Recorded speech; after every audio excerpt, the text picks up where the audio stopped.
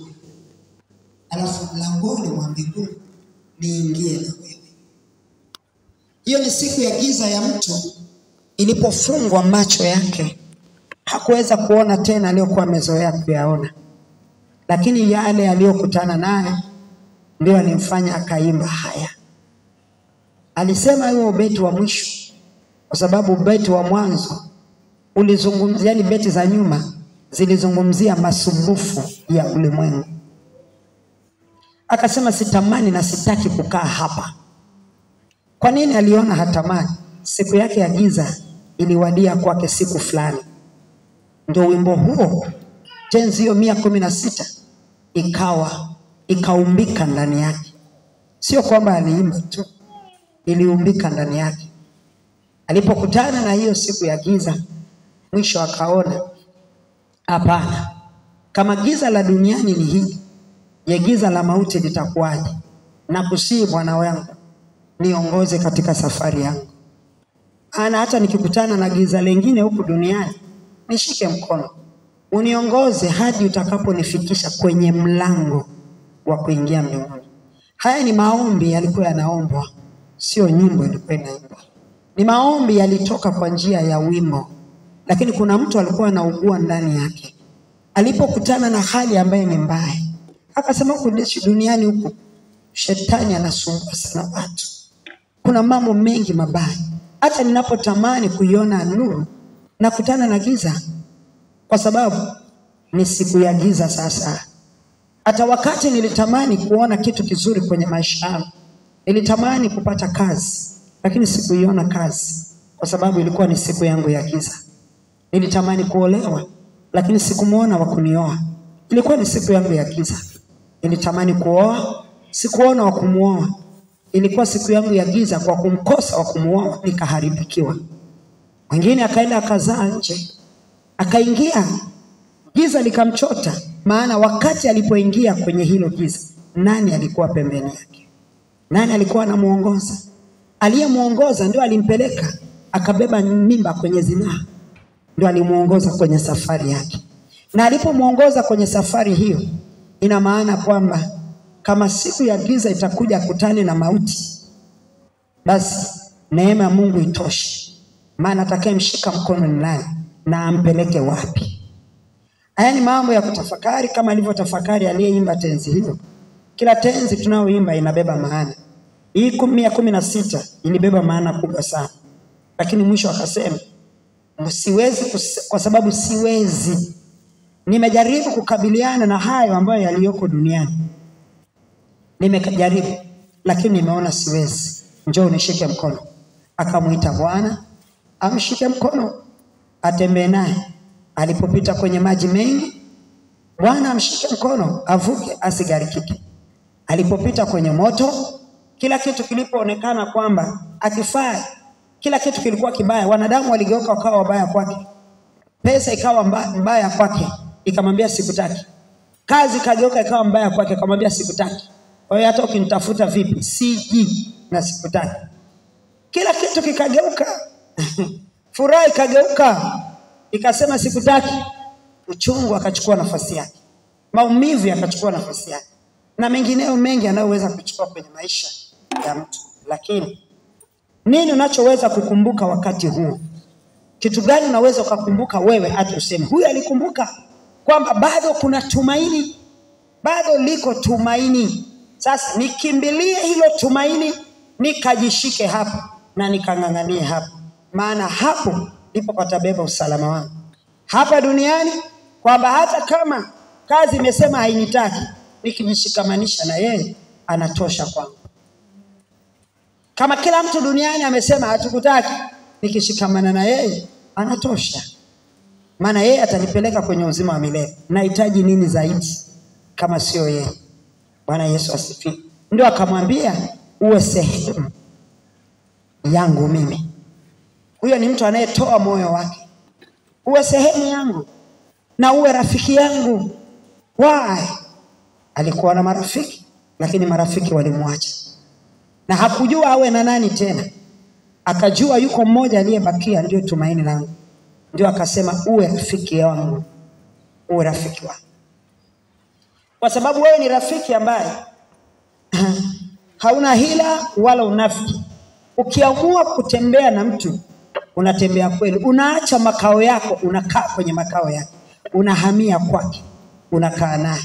Usiku, mchana, asubuhi, jioni. Kwenye dhiki, kwenye furaha. Kwenye uchungu, kwenye furaha. Kwenye amani, kwenye majuto. Utakaa pamoja nami. Basi uwe sehemu yangu. Kama alichukua vitu vya duniani vikawa sehemu yake, lakini kuna wakati vilimkataa. Si nimesema hapa? Kama alikimbizana na fedha, fedha ikawa sehemu yake. Kuna siku fedha ikamwambia, halo, umezidi na wengine wananitaka pia, ngoja niende kwa wengine. Akafunga mlango, akamkataa. Lakini rafiki huyu mwema huwa hakuacha, anabakia kuwa faraja, anabakia kuwa sehemu yako, ili usisikie yale ambayo ulikuwa unayasikia wakati pesa alikimbia. Usisikie yale ambayo ulikuwa unasikia wakati mume alikwambia ondoka kule zako. Akamwambia, katika safari yangu tembea na mimi, nitembee na wewe, alafu pamoja na mimi ukae. Bwana Yesu asifiwe. Kwa nini anasema hivi? Anasema maana nataka ukae na mimi na utembee na mimi, maana mahali hapa sipataki. Nyakati hizi zinazonizunguka mimi sizitaki, na sina uwezo wa kuachana nazo. Why? Kwa sababu hilo ni giza, ni siku yangu ya giza, ni majira yangu ya giza, ni wakati wangu wa giza. Lakini kwako wewe kuna nuru. Wewe ukiwa sehemu yangu, ukija ukakaa ndani yangu, hilo giza linataka halitaki litaondoka. Maana wewe utalishinda hilo giza. Ndio anasema mahali hapa sipataki. Sitaki kukaa maana pamekuwa na masumbufu mengi. Lakini wewe uwe sehemu yangu. Maana mimi sina uwezo wa kuachana na wakati huu. Maana majira na nyakati mimi sina uwezo wa kuziondoa, lakini wewe unaweza. Basi akamwambia, uwe rafiki wangu mwema. Nafikiri leo una haja ya kumwambia Bwana Yesu awe rafiki yako mwema. Umekimbizana sana na itoshi. Anasema mahali hapa sitaki ili niheshimiwe. Kwa sababu kila kitu ambacho kinachofanya mtu anahangaika mpaka giza linatokea, ama anapohangaika wakati wa giza mpaka anamwacha Yesu, ni ili aheshimiwe. Anaitafuta heshima yake. Lakini huyu mtu anasema, wewe ukiwa sehemu yangu utafanyika heshima yangu mimi. Maana kuna mtu atauliza, unaishije wewe? Mbona hatukuelewi? Kwa sababu wewe umefanyika kuwa sehemu yangu. Kwa nini watauliza? Kwa sababu nilikuwa napiga mbio kama wao kule nyuma, lakini sasa hawanioni tena nikiwa napiga mbio, wananiona nimetulia. Watataka kuijua siri ya kutulia kwangu ni nini. Lakini siri ya kutulia kwangu ni wewe kuwa pamoja na mimi. Bwana Yesu kuwa pamoja na mimi. Kwa hiyo mimi niko tayari wewe uwe sehemu yangu, ukae pamoja nami. Hata kama mazingira haya yataendelea, ni heri yanikute mashaka haya, lakini wewe uwe sehemu yangu, kwa sababu nikiwa na wewe sitaangamizwa na mashaka hayo. Chochote ambacho kitakachojitokeza katika maisha yangu ili kiweze kuchukua nafsi yangu na kuihamisha kwenye msingi wako, wewe ukiwa sehemu yangu, haitawezekana. Kwa hiyo katika dhiki, taabu, adha, ndio Paulo akasema bado najiona nina nguvu, kwa sababu wewe Bwana u sehemu yangu. Leo nadhani kila mtu atataka Bwana awe sehemu yake. Na nafikiri jioni tutaomba, baada tukimaliza. Sijui ni kwa nini, maana hii kitu imekuja, lakini naamini kuna kitu Bwana anataka kufanya. Amen. Mungu akubariki. Tamwambia Bwana awe sehemu yetu katika maisha yetu. Hata dhoruba ikikupiga unaweza ukatembea. Mawimbi yakikupiga unaweza kusimama. Ukipitishwa kwenye moto bado unaweza kutembea. Amen.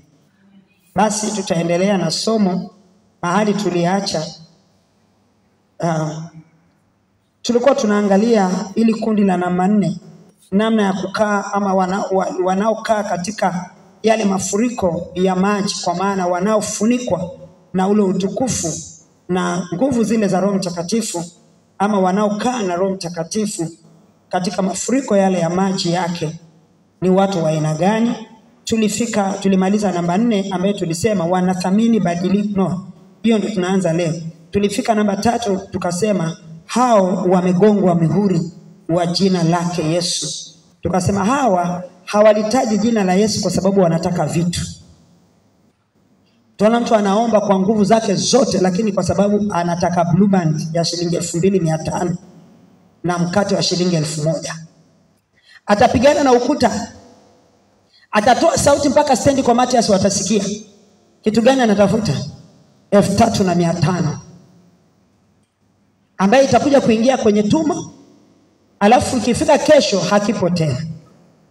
Lakini tukasema hawa ni wale ambao hawasumbuliwi na hicho kwa sababu wamegongwa muhuri. Kwamba fedha na dhahabu haiwasumbui, whether wako nazo ama hawana, kwa sababu wanamjua baba yao. Fedha na dhahabu ni mali yake, na kwa sababu ni mali yake anajua kwamba Bwana atawapatia. Haya maneno ninayoyasema ni halisia, lakini yanamhitaji mtu atakayeweza kuelewa alafu akakaa hapa. Nilikuwa naongea na mama moja jana, nilimshangaa, sikuelewa kwamba ameshaelewa ama alielewa. Nilikuwa naongea naye ananielezea, nikasema kumbe wewe umeelewa. Akasema unafikiri ukitufundisha? Mimi sijadondosha hata kitu kimoja, na ninayaishi haya, na hayo ninayoyaishi ninamuona Mungu ambaye umekuwa ukitufundisha habari zake. Mungu ambaye umekuwa ukimuelezea habari zake, ninamuona anaishi na mimi. Na huyo ndio tunataka awe sehemu yetu leo. Bwana Yesu asifiwe sana. Awe sehemu ya maisha yangu leo. Mungu ambaye katika maisha yangu mahali nikipita, jamani, mimi nikisema hivi kwamba wamegongwa muhuri, hawaangalii chochote, kwa maana yake hawaangalii mazingira, hawaangalii hali inayowazunguka, hawaangalii kitu chochote kinacho wakati huo katika ama kilichoko mbele yao, kwa sababu wanamjua aliyewaokoa ni nani, wanamjua ambaye amewaita ni nani, wanamjua ambaye wameitwa kwa jina lake, na jina lake ni nani. Kwa hiyo wanaujua uweza upatikanao na jina lake. Bwana Yesu asifiwe. Kwa hiyo ni watu ambao wamesimama mahali hapo na wamefungiwa, wanaita nini, screw. Screw wamefungiwa kwenye. Sasa mimi sielewi ile ni screw ndio inafanywa hivi alafu inaenda kuingia kule kwenye bolt ama kwenye nati, sijui mnanielewa, lakini kwamba anachukuliwa screw imefungiwa hapo, lakini pale chini kwenye platform niliyosimama ndio kwenye tundu la kupokea screw juu ya miguu yangu, kwamba imani ambayo nimeamini nayo ya kwamba huyu ndiye Bwana na Mwokozi wa maisha yangu, na nimekubali kuishi katika maisha ambayo amenikusudia ya wokovu, ambayo yanafanana na wokovu alioestablish yeye, ndio inasimama kama ile screw sasa, ambayo ndio inakuja inapenya kwenye miguu yangu, inatoboa miguu yangu, inapenya kule chini kwenye platform niliyosimamia ambayo ni imani. Kuna tundu la kupokelea, na lile tundu la kupokelea ndio screw inaenda kushika pale, na ikishika pale mtu huyu huwezi kumgeuza, huwezi kumtikisa, huwezi kumpeleka na mawimbi ya wao yoyote, kwa sababu kuna kicho shindo nati ama nini, nyinyi mafundi mnaelewa, ni bolt ni nati whatever, lakini hicho kilichoko pale chini ambacho ndio tundu, kuna screw imeshika pale, na tundu hilo hakuna mwanadamu ambaye anayeliona. Ni tundu ambalo limekaa katika ulimwengu wa roho, ni tundu ambalo limeshikiliwa katika ufalme wa Mungu, ni tundu ambalo linawashikilia wale tu waliokubali na wakathibitika katika ufalme wa Mungu, wale tu walioelewa na kuthibitika katika hilo. Bwana Yesu asifiwe. Kwa hiyo nikifungiwa ile screw, mawimbi yakaja, hayawezi kunihamisha hapo, na watu watashangaa, mbona sasa haya mawimbi yote yamepita, kwa nini huyu mtu bado amesimama pale?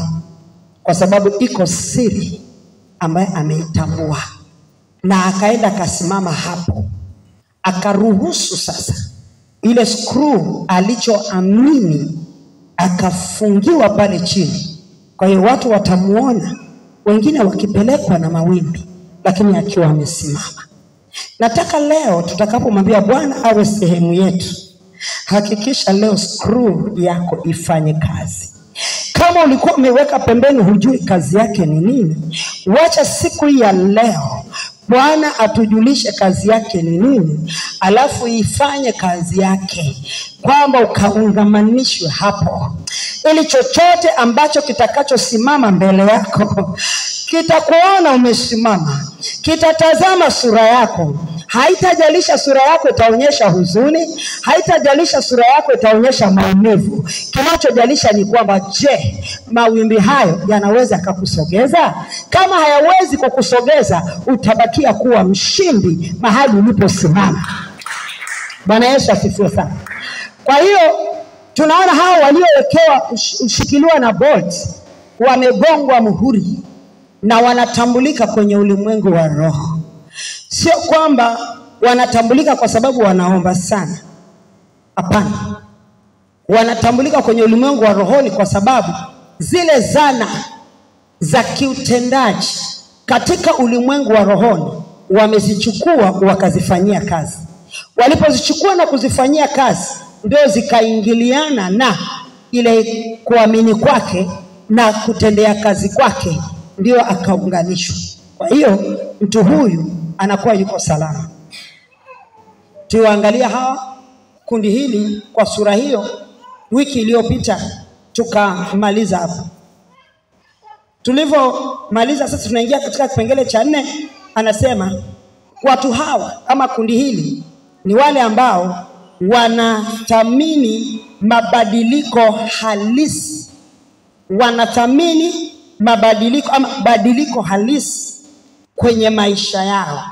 Wanathamini badiliko halisi lililotokea ama lililofanyika kupitia wokovu kwenye maisha yao. Wanathamini badiliko halisi lililofanyika ama lililotokea kwenye maisha yao. Hawana mzaa kwenye swala linaloitwa badiliko. Ni watu ambao wameelewa badiliko lililofanyika kwao ni nini kimefanyika. Unajua watu wanabadilishwa, sio kwamba watu hawabadilishwi wengine, lakini kwa kutokuelewa badiliko lililofanyika kwangu, kwamba kuna kitu kimefanyika, shetani umuondoa mtu na kumgeuza kwa wepesi na urahisi. Ni sawasawa na mtu, na nitatoa huo mfano kwa sababu mimi nimesikia kama watu walikuwa wanasema, watu wa zamani, kwamba zamani wakati wazungu wanakuja kule Shinyanga, baada ya kugundua, sio wazungu, yes ni wazungu, walipogundua kuna Shinyanga sio kuna almasi, sio kuna nini kule, walipogundua hilo walikaa wakatafakari ni namna gani tutachukua hii almasi, kwa sababu waliwaona hao watu walioko hapo hawana taarifa ndani yao kwamba hiki kitu ni thamani. Kwa hiyo wakasema sisi tufanye hivi, tukawatengenezee gololi, tuwapakie hizo rangi. Si mnazijua gololi? Tukatengeneze gololi tuwapakie hizo rangi. Zile gololi ni nzuri sana. Hata sisi tulipokuwa watoto tulikuwa tunazichezea sana. Yaani unachagua kabisa ile rangi, unasikia kama mbendo unaimeza. Yaani unasikia kama vile sio ndio nini. Lakini ni gololi tu, wala haina thamani yoyote. Na wakanunua, wakatengeneza zile gololi, wakazileta. Kwa hiyo wakawa wanachukua almasi, wanawapatia gololi. Wanachukua almasi, wanawapatia gololi. Gololi maana yake waliwakuta wanatumia almasi, kama ni almasi, nafikiri ni almasi. Shinyanga ndio kuna almasi, mimi siwagi hivyo vitu. Nafikiri Shinyanga ndio kuna, nyinyi wa huko nini, Shinyanga ndio kuna almasi. Kwa hiyo niko sahihi. Kwa hiyo wakawa wanachukua hizo almasi, ndio walikuwa wanachezea nazo bao wale wazee wa Kiswahili. Si ndio kweli nyinyi mnakaaga huko? Ni kweli? Asanteni sana. Ndio wanachezea ile, wanachezea, wakaangalia wakasema watu wajinga wa namna gani. Ndivyo shetani anavyotuona wajinga. Badiliko ambalo Bwana anakuwa amelifanya kwetu, wengi wetu tunakuwa hatulielewi. Na kwa sababu ya kutokuelewa, yani badiliko gani? Badiliko siku ya kuokoka kwangu kuna kitu kimefanyika ndani yangu. Sasa mimi nisipoelewa, kwa sababu sioni katika ulimwengu wa rohoni, sasa hiyo naona tu katika ulimwengu wa damu na nyama. Kwa hiyo ni rahisi sana shetani kuingia na kuiba, akaondoa kile, akakuwekea gololi. Kwa hiyo watu wengi tuliookoka leo tunaishi na gololi, kwa sababu tunacheza nazo bao, tunaingia nazo kwenye maombi. Yani tunaomba na Biblia imesema yote haya. Kuomba tuomba vibaya, hiki kinafanyika hivi, hiki kinafanyika hivi. Zote hizo tunaita ndio nini? Ndio gololi ambazo tumebaki tunacheza nazo. Mtu amekukasirisha, unaenda kuingia kwenye maombi, unaomba kwa ajili yake. Sasa wewe ni mchawi. Sasa wewe ni mchawi tu. Kuna tofauti na yule aliyevaa kaniki anayeroga. Yule anaroga kwa tunguli, wewe unaroga kwa kinywa. Uchawi uko wa aina nyingi sana. Uchawi uko wa mafundo, uchawi uko mweupe, uchawi uko mweusi, uchawi uko wa maneno, uchawi uko wa kujicho kutazama tu mtu anakuroga. Uchawi uko mwingi. Kwa hiyo uchawi sio lazima uje ukaone sijui njiwa ametupwa hapa madhabahu ndio useme kwamba umeroga. Mtu anaweza kakaa akatazama hiyo madhabahu lakini ndani ananuia. Ni uchawi. Uko mwingi tu. Yaani natoa mifano. Kwa maana yake ndio nataka kusema nini? Nataka kusema ya kwamba badiliko ambalo limefanyika kwetu sisi kupitia wokovu, tunaposhindwa kuelewa ni nini, yani tumepokea wokovu maana yake ni nini? Kwa sababu watu tumepokea wokovu tukafikiri tumepokea dini fulani. Kwa sababu mtu ameokolewa alafu anatoka kule alikokuwa anakuja huku anafikiri wokovu ni kuhama kanisa. Wokovu ni kuhama dini. Sasa kutokuelewa thamani ya kile ambacho nilichokipokea, ndio shetani anakuja tu, anapakua ile toa nje, anakuwekea gololi. Unabaki kuishi na mfano wa wokovu, lakini sio wokovu halisi. Ndio maana unakuta kwamba kila kitu kitafanyika na mtu huyo ambacho hakistahili kufanyika kama mwana wa Mungu, kwa sababu yeye ni mwana wa Mungu. Lakini kila kitu kitafanyika kwa sababu sasa hivi anaishi na gololi. Na atapingana kwa sababu gololi rangi zake zinafanana na kile ambacho kilichukuliwa. Kwa sababu walichukua kitu kinachofanana na hicho ambacho wamekileta. Kwa sababu walikiona kile halisi kwanza ndio wakaenda wakatengeneza fake. Bwana Yesu asifiwe sana. Kwa hiyo sasa badiliko, hawa ni watu ambao wanathamini. Kuthamini, uweze kuthamini pasipo kutambua. Kwa maana yake mpaka kafika wakati wa kuthamini walipopokea wokovu kutambua. Na hata kama alipopokea wokovu katika ile stage ya utoto na nini, kuna tunayumba na tuliumba, lakini inapofika wakati fulani Bwana anapokurejelea tena, maana yake ana majira ya marejeleo. Bwana anaporejelea tena watu wake alafu wewe bado tena huelewi, hapo ndio panakuaga na shida. Lakini Bwana anapokuwa na majira yake, maana yake huwa na vipindi vyake vya mzunguko.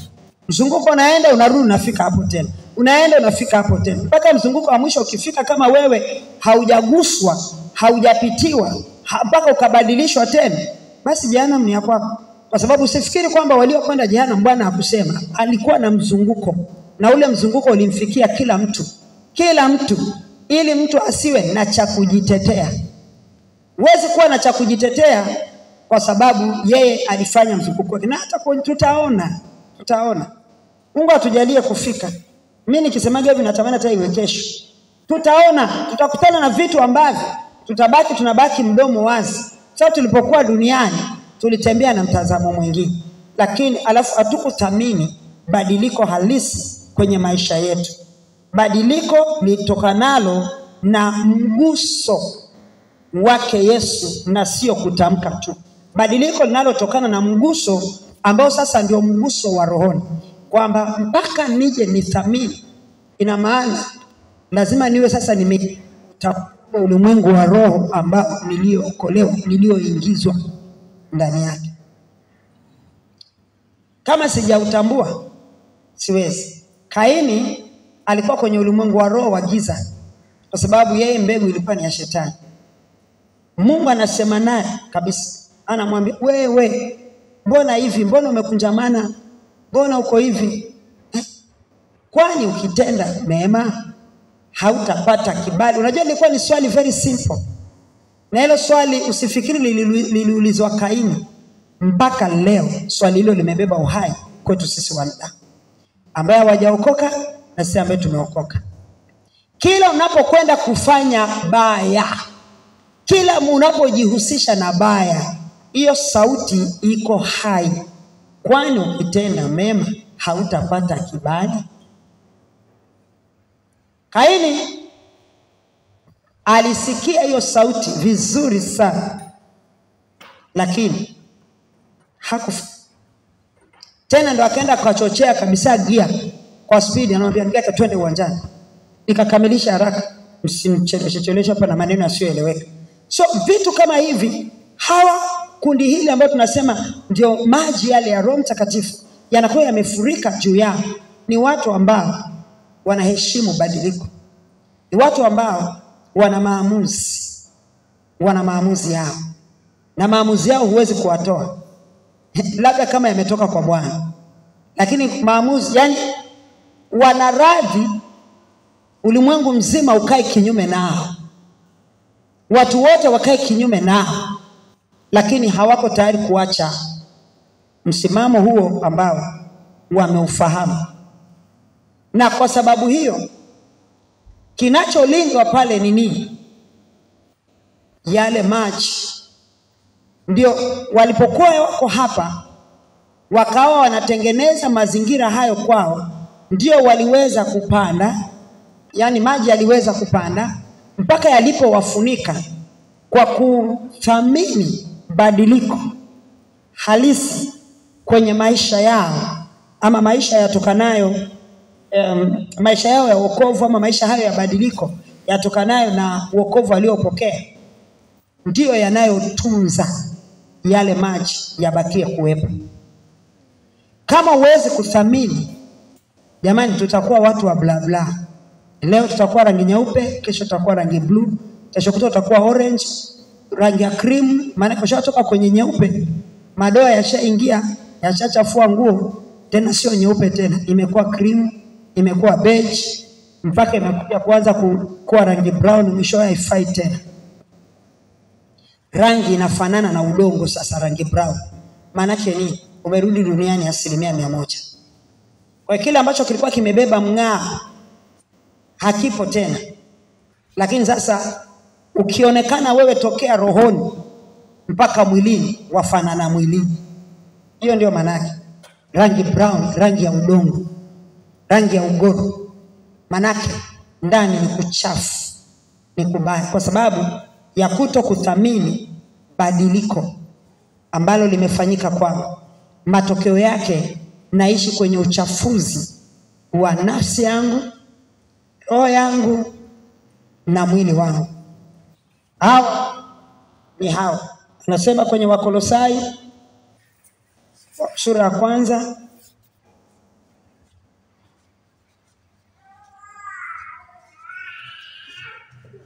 Wakolosai sura ya 1 mstari wa 23. Wakolosai sura ya 1 mstari wa 23 anasema, nianze 21 nitaanzia. Na ninyi mliokuwa hapo kwanza mmefarakanishwa tena adui katika nia zenu, kwa matendo yenu mabaya, amewapatanisha sasa katika mwili wa nyama yake kwa kufa kwake, ili awalete ninyi mbele zake watakatifu, wasio na mawaa wala lawama, mkidumu tu katika ile imani, hali mmewekwa juu ya msingi, mkawa imara, msipogeuzwa na kuliacha tumaini la Injili mlilosikia habari zake, iliyohubiriwa katika viumbe vyote vilivyo chini ya mbingu, ambayo mimi Paulo nalikuwa mhudumu wake. Bali kitu ambacho walikipokea, kwa sababu mwanzoni anawaambia mlikuwa wachafu, mlikuwa mmefarakanishwa na adui, na Bwana, mmefarakanishwa na Bwana. Adui akawa amechukua hatamu kwa matendo yenu, mkawa matendo yenu mabaya, lakini Bwana akaja akawapatanisha na nafsi yake kupitia neno lake ambalo mimi Paulo mhudumu ndio nilitumwa kwenu, nikaja nikawapatanisha. Sasa muishi katika tumaini hilo, yani muwe imara, msigeuzwe, msikubali kugeuzwa juu ya msingi, msikubali kugeuzwa katika kile ambacho mmekipokea, msikubali kugeuzwa katika ule ufahamu ambao Bwana ameuweka ndani yenu, bali muishi na mkae mkitumainia hilo ambalo mlisikia, ambalo nimelileta kwenu mimi. Sasa hawa ndio hao ambao ni watu wasioyumbishwa. Leo yuko pale, leo kuna hiki, kesho kutwa kuna kile, kesho kutwa kuna kile, huwa hawayumbishi. Kwa hiyo hawa ni kundi ni kundi hilo, lakini ni namba 4. Namba 5 ni watu ambao wamekubali kuishi kwenye uhalisia. Wamekubali kuishi kwenye uhalisia uliobeba ukweli. Wamekubali kuishi kwenye uhalisia uliobeba ukweli, kwa maana kile ambacho ndio kweli wao wanakithamini. Wamekubali kuishi kwenye uhalisia huu ambao umebeba ukweli, kwa maana kile ambacho ndio kweli wao wamekithamini, hata kama kinamgharimu, lakini anasema. Siku moja laptop yangu ikawa imepasuka kioo, na nilikuwa nina kazi za kufanya ambazo nisingeweza kunini, alafu sina pesa ya kwenda kuweka kioo chengine. Nikahangaika, nachukua kompyuta hii na ambao uweze kufanyia kazi mpaka waya hii, nataka kuunganisha na laptop maana kazi ziko ndani ya laptop na kioo kimepasuka. Sasa natafuta namna gani kazi hizo zilizoko ndani nizifanyie kazi, lakini kwa namna nyingine. Beba makompyuta kwenda nao kwa fundi, nielekezeni hapa nafanyaje. Wananiambia chumba, mimi niko na hii kazi. Nikarudi nikasema inaonekana sehemu ndogo, nikarijuza, yani kuna mahali unapunguza ile page mpaka ikabaki kidogo, nikaona naweza kufanyia. Kaka amekaa katikati, maandishi madogo, lakini nikasema nitaenda hivyo. Ilikuwa imepasukia huko pembeni hivi. Si nikaenda mwishowe. Sasa binti yangu siku akanipigia simu akasema nakuja. Nikasema karibu. Sasa nikawa nimekaa mezani nafanya kazi zangu. Akanipigia na kueleza kitu ambacho kuna namna Mungu huwa anafanyaga vitu ukikaa katika misingi hii. Ndio akanipigia akaniambia, wani njia sisi tumepita sasa, mbona tunaenda sana huko? Wamekuja wanaenda sasa wanaenda. Ilikuwa ni usiku. Nikasema wewe unapotea kweli? Mmeshafika nini Aga Khan? Ajui hata kama shapita, sio alikuwa speed ama nini. Nikasema sasa rudi mpaka Aga Khan, msimame hapo, mimi nakuja kuwafuata. Kwa hiyo mimi nikaacha laptop vile vile ikiwa iko on, imepasuka inaonekana wazi, yani iko on. Nikatoka mimi nikamwambia fungulieni gari, nikachukua. Nikifika njiani hapo naenda, kumbe wao wamerudi, wamefika pale, ndio wanaona ule mnara Vodacom, ndio wakaingia wanasema mama usije tena. Nikasema mimi nishakuja, niko njiani. Basi tukao tumeongoza. Sasa ile tunafika sasa nyumbani, ndio anakutana na laptop imekaa hapo. Nafikiri sisi kama unanielewa mpaka sasa. Unakutana na laptop imekaa hapo imepasuka. Yeye akaa amekaa hapo kwenye meza.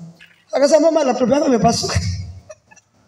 Nikamwambia yani inanitesa kama. Yani tena siku hiyo yani hapo ikazima.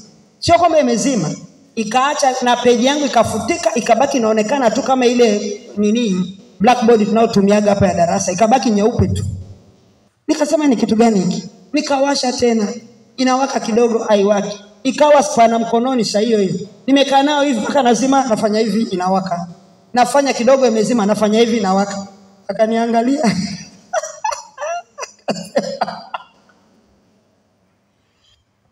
Akaniambia mama naona unahitaji laptop. Nikasema ni kweli kwa sababu kazi nilizonazo. Na hizo ndio sasa hata sielewi nafanya nini. Na baada naendelea maana nilikuwa nina kazi. tufanye hivi, naandika maneno matatu ishazima, maneno mawili ishazima. Kwa hiyo nikabaki hivyo kwa sababu na kipande nilikuwa nataka silali siku hiyo mpaka nimekimaliza kama kawaida yangu ninavyosema. Kwa hiyo nikaenda hivyo mpaka saa 7 ya usiku ndio nikamaliza. Mimi nikaenda nikalala. Kesho yake ndio ananiambia nakupa ofa ya laptop. Nikasema haleluya. Haya, akaniambia nitakupa mwisho wa mwezi nitakununulia. Nikasema sawa, asante. Sasa najiuliza nitakaaje hivi mpaka mwisho wa mwezi? Naisha goma. Usiku ananiambia ngoja sijui anaongea mambo yake mwenyewe, anaongea sijui nani yule kijana kule ofisini tulimtumia kuna ngoja ni tumemtuma Dodoma. Wacha nikutumie hiyo hela sasa ukanunua mwenyewe. Nikasema asante Yesu. Akanitoa akasema mimi nakupa 500 ukanunue laptop. Sijafika mahali ninapotaka kupazungumzia. Nikasema nashukuru Mungu akubariki. Akatuma hela kwenye simu yangu. Sasa nawaza ilikuwa ni wiki niko darasani akatuma. Nikasema sasa ina maana sitafanya kazi mpaka darasa liishe ndio niende Kariakoo. Maana siwezi. Nikasema pote ambalo nitaenda siku ya Jumamosi ndio nikaa nimeipangia hivi. Nikasema nitaenda Jumapili. Jumatatu. Lakini Jumamosi nilikuwa tayari nilikuwa nishapanga program zingine. Ni baadaye kesho yake nikasikia tu roho Mungu ananiambia kanunue kioo. Katafute kioo cha hii laptop. Nikampigia fundi wangu. Ndio nikamwambia wewe laptop yangu imepasuka hivi na hivi naomba nilete uiangalie kioo, munitafutie kioo. Nikampa mtu wa bodaboda huyo akaipeleka. Akasaidia akauliza kule Kariakoo. Akaambiwa 1,500. Nikaambiwa lipia hiyo. Nikalipia hiyo. Wakaifunga wakaniletea laptop ikawa nzima sasa. Kwa hiyo 500,000 zimebaki laki ngapi? 3,500. Ukitoa fungu la 10 zimebaki 3,000. Sawa. Sasa nikawa natafakari. Nikasema okay. Kwa sababu nilipewa hela kwa ajili ya kununua laptop. Hata kama hii kioo kimewekwa, lazima ninunue laptop. Na nielewa nasema nini sasa? Lazima laptop ninunue. Shida yangu imeisha, lakini lazima ninunue ile laptop kwa sababu pesa ikutolewa. Siwezi kusema kama sinishaweka kioo kwa hizi 3,000 sasa. Wacha nikafanye mambo mengine. Kasema hapana lazima. Nikasema sasa hapa kwa sababu aliniambia laptop utapata 4,500 hapo hiyo nyingine. Nikasema basi ngoja nione nitafanyaje. Nikasema hizi pesa acha nikaziweke nisahau kama ziko. Alafu nikusanye nijazie katika kile ambacho kitakuwa kinahitajika ninunue laptop. Siku akija tena huko nyumbani ama akiniuliza nimwambie nimenunua. Maana amenipa ninunue laptop. Alafu nisiponunua naanza kumueleza story. Kesho kutwa huo mlango utafunga. Ndio tunasema hawa ni watu gani? Waliokubali kuishi wamekubali kuishi uhalisia. Sasa nilipoweka ile kweli nikaweka ile hela huko bila kujua siku inakuja nimeenda sasa nimefanya mambo mengine kumbe kulipatikana hela hapo katikati. Mimi mambo yanakuwa mengi alafu saa nyingine unaweka hela unasahau. Nasema hebu ngoja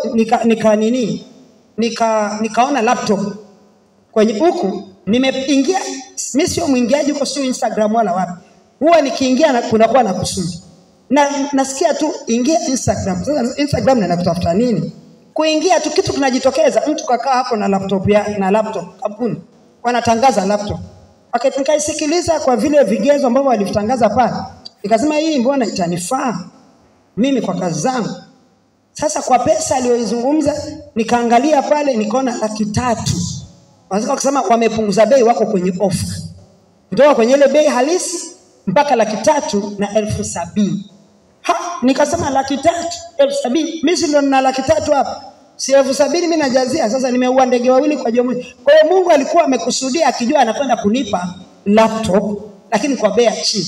Ndio akasema tengeneza hii kwanza watu kuitumia mpaka itakapofika wakati nitakapokuletea kile ambacho ndio utaenda kukipata.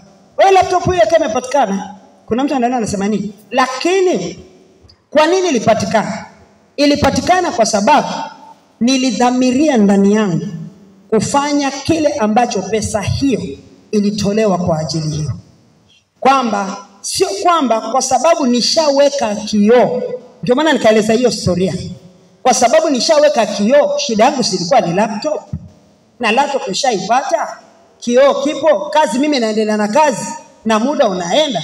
Je, nahitaji tena laptop? Jibu ni hapana, ukienda katika hali ya kibinadamu. Kwa hiyo kama pesa zilikuwa ni za kwangu mwenyewe, ningesema sinunui laptop sasa hivi. Lakini kwa sababu alitoa kwa ajili hii, ina maana lazima mimi niuishi uhalisia huo. Nifanye hicho. Na mtu anaelewa nasema nini?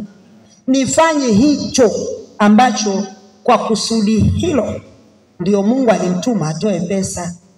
Sio kwamba alitoa tu. Sasa kuna wakati tunaweza tukajikuta kwamba tuna mtu amekupa kitu, alafu wewe ukafikiri kwa sababu kishaingia mikononi mwako una uhuru wa kufanya unavyotaka, bado unadaiwa katika ule uhalisia. Uhalisia maana yake ni kwa nini ulipokea hichi? Kwa nini ulipokea hichi? Na uhalisia tunaozungumza pia wa kuishi wokovu. Kwa nini niliupokea wokovu? Wokovu umebeba uhalisia wake wa maisha. Na ule uhalisia wa maisha natakiwa ni uishi. Sasa mimi kuishi uhalisia wa maisha ndio utatokana na yale nitakayokuwa nayafanya. Mfano wa huo niliotoa kwenu. Nimetoa mfano sio kwa sababu nilipewa laptop. Nimetoa mfano kwa sababu ya kutaka kusema kulikuwa na shida hii na nilikuwa na uhitaji huu. Lakini mimi sikuwa na uhitaji wa kununua laptop mpya. Mimi nilikuwa natafuta pesa ya kununua ya kuweka kioo. Sababu laptop mpya nilijua siwezi kuinunua kwa wakati huo, na sikuwa na wazi kwa sababu laptop yenyewe ilikuwa bado ni nzima. Ni kioo tu. Na nilijua kioo nitakipata kuanzia 100,000 hapo hiyo mpaka 1,500,000. Kasema nitatafuta hiyo hela. Lakini kwa nini Mungu? Maana unaweza kufikiria kwamba ni mtoto alinipa, lakini kumbe kilikuwa ni kipimo changu cha upimo, uaminifu wa uhalisia wa maisha yangu ya wokovu. Kwamba pamoja na kwamba huyu ni mtoto ndio amekupa. Niliwaambiaga wakati fulani nafikiri darasani ama nini, nikasema kuna wakati nilikuwa nafanya vitu najua kwamba si watoto. Lakini Mungu akaja akasema hata kama ni watoto huna haki na ukuwa na haki. Pesa ni zao.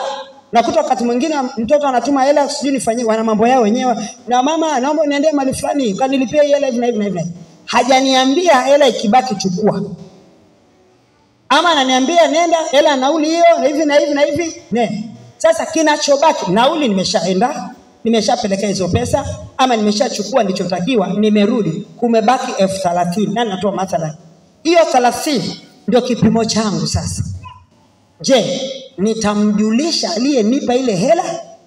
Ama mimi nitasema tu kwamba si kazi nishafanya jamani, na aliniambia nakupa na nauli. Sasa nauli kwani alinipa hela zote kwamba ndio nauli? Hapana. Lazima nimjulishe, itoke kwenye kinywa chake, mama tumia. Sasa mimi zamani sasa nilikuwa najua si watoto. Siku Mungu alinifurikia. Nilirudi nikawaomba msamaha, nikasema nishakulaga pesa zenu bila idhini yenu. Wakati mkinituma hiki, wakati mkifanya hivi, kwa sababu mlikuwa mjaniambia hata kama ni 5,000 ilibaki, nilipashwa kuirudi. Kwa yule mvulana akasema mama it's okay. Nikasema usiseme it's okay, wewe nisamee, sema nimekusamee mama. Kama unanisamee, kama unisamee useme. Hiyo haujasema neno. Ikabidi kila mmoja akatamka msamaha wake. Na nasema habari ya miaka mingi imepita hiyo sasa. Nikajifunzia wakati huo. Ndio ilipokuja hiyo ya laptop, nikawa na uishi huo uhalisia. Kwa sababu tayari nilishakutana na hilo somo. Na mtu anaelewa. Wewe unaweza kuona kwamba umepewa kitu kingi, lakini kile kidogo kilichobaki ndio kipimo chako. Ndio unapimwa nacho. Sio kile kingi, ni kile kidogo kilichobaki. Akanielekeza yeye kaweke kioo. Ambapo nitasema kibinadamu ningesema huyu si Mungu. Kwa nini Mungu anipe laptop alafu ananiambia tena nikaweke kioo? Mwenyewe yuko kazini. Anapima nini? Kipimo cha uhalisia. Tulisema nini kwenye somo? Nasema yule mzee, yule mtu anayeonekana kwamba ana kipimo, anapimaga maji yamefika wapi. Ndio vipimo vyake anapimaga hivyo. Sasa hao ambao maji yamewafurikia, yamewafunika mpaka kule juu, wanauishi uhalisia. Hata kama ni shilingi 1 imebaki, atarudisha.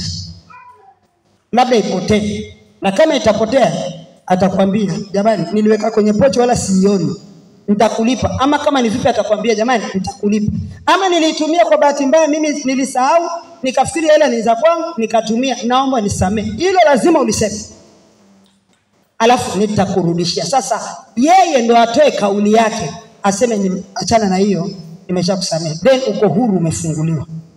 Lakini kama hajatoa tamko lake, uweze kubeba uhalali wewe. Kibeba uhalali huo hauishi uhalisia wa wokovu. Bado nakuwa kwenye kundi la wanyang'anyi, majambazi, waizi, wadokozi. Niko huko kwenye kundi hili. Kuna mtu anaelewa na so nimetoa mfano kutaka kusema cha kuishi uhalisia. Wanauishi, yani wamekubali kuishi uhalisia uliobeba ukweli. Yani hawa watu ndio wale ambao tunaosema ni waaminifu wa kuaminika. Kwamba hiyo sasa inajengeka ndani. Wewe unafikiri kwa nini kanisa? Hakuna mtu anaamini. Hata mimi siwaamini watu waliookoka siku hizi. Nasemaga ukweli. Siwaamini kwa sababu ya hawaishi huu uhalisia wa wokovu. Nasema kabisa mtu anaweza kawa chochote saa yoyote. Mtu atakuja kanisani atasema kwamba mimi nitakuwa pamoja na nyinyi bila neno. Ni jana suli juu nilikuwa tunaongea na Nehemia. Nehemia anaambia habari za mtu fulani. Asema sisi alisema atakuwa na sisi. Nikasema na wewe unasikiliza hayo na nini? Akiwepo ndio uelewe yupo. Kama hayupo alisema huyo sio wa kwenu. Siweke mtu kwenye hesabu. Ndio mwisho wa kwisha utaumia. Watu wamezoea, wanasemaga uongo na wamehalalisha uongo wao. Kwa hiyo wewe muone mtu ndipo sasa uweze kusema hiyo. Sasa hivi kanisa haliishi kwenye uhalisia huu wa ukweli. Na hii ni dhambi. Haya ni makosa mengi sana ambayo tunayafanya. Lakini tunapokuwa tumefika kwenye hiyo hatua, ndio utaona mtu anaishi hivyo bila kushurutishwa, bila kulazimika. Yani inakaa anatambua, anaelewa. Anaelewa hichi hakinihusu, hichi si changu. Mimi siwezi kutumia hiki. Kwa hiyo siwezi. Niliwapaga ushuhuda nikasema chana za mpaka leo iko hapo nyumbani na wasubiri. Sijaigusa. Sijui ni darasani ndio niliwashuhudia. Walikuja wakasahau, mimi nilihisi ni wao. Kwa sababu hakuna mtu alikuja hapo nyumbani. Lakini walipoondoka nikaona kuna chana ambaye haifanani hapo. Nikaichukua nikaiweka.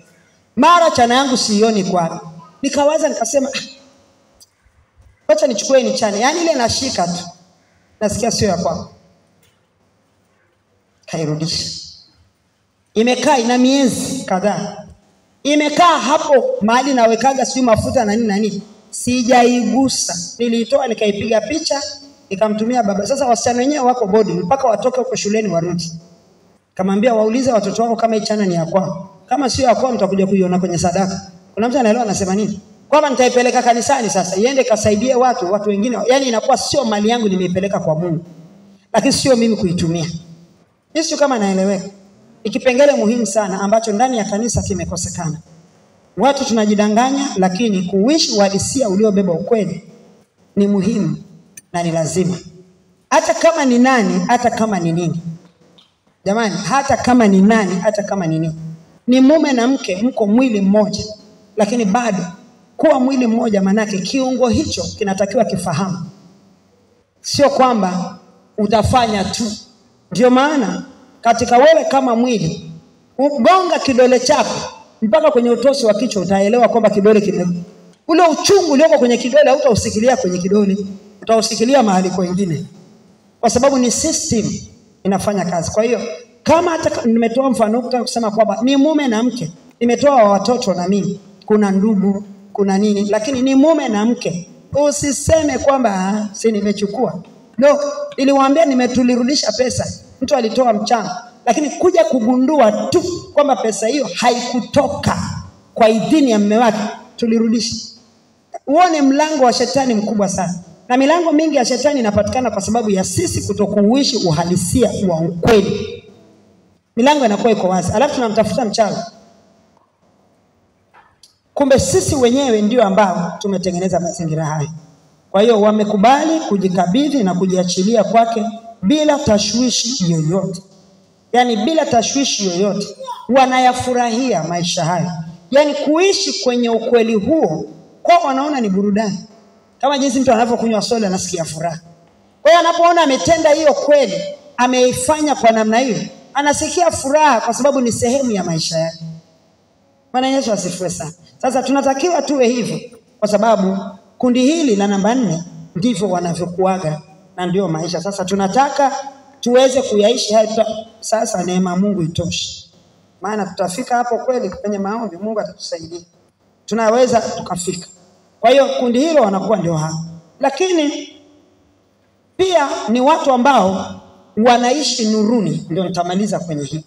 Ni watu wanaoishi nuruni, wamekubali kuishi kwenye nuru.